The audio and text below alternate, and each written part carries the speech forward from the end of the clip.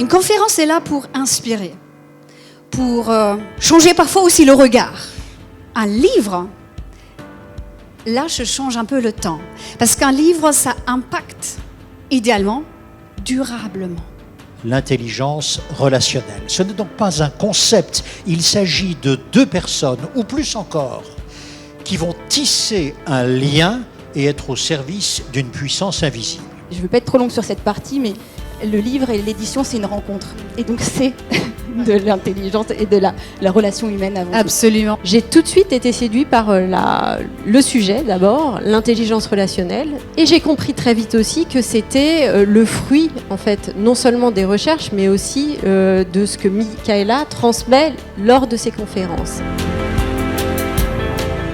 Le livre Le pouvoir de l'intelligence relationnelle de Michaela permet de façon très pratique, très simple, optimiser la puissance du relationnel, son intelligence relationnelle et sa connexion avec les autres. Moi, je veux qu'on permette à des gens de s'exprimer. La valeur cardinale, c'est la liberté, c'est des relations humaines, de l'altérité, d'aller les uns vers les autres. J'ai essayé de créer beaucoup de transparence. Dans les deux comités de direction mode et parfum, il y a toujours quelqu'un de la mode, quelqu'un du parfum pour que justement l'information circule bien. Une façon de s'en sortir, et ça fait partie de l'intelligence relationnelle, c'est d'arriver à développer des artisans de la relation.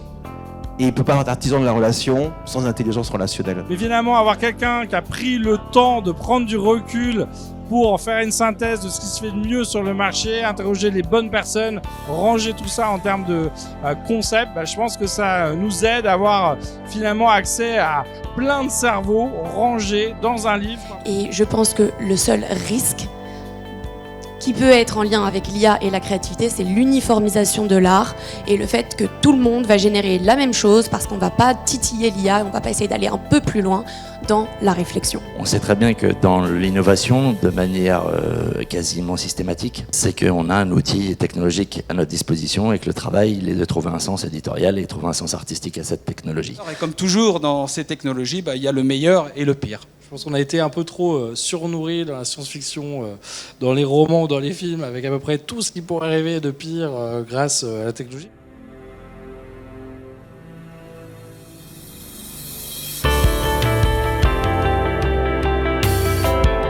Dans ce monde qui s'accélère, l'authenticité, la vérité dans la relation, la transparence permet vraiment d'optimiser, de mieux travailler et d'être beaucoup plus efficace.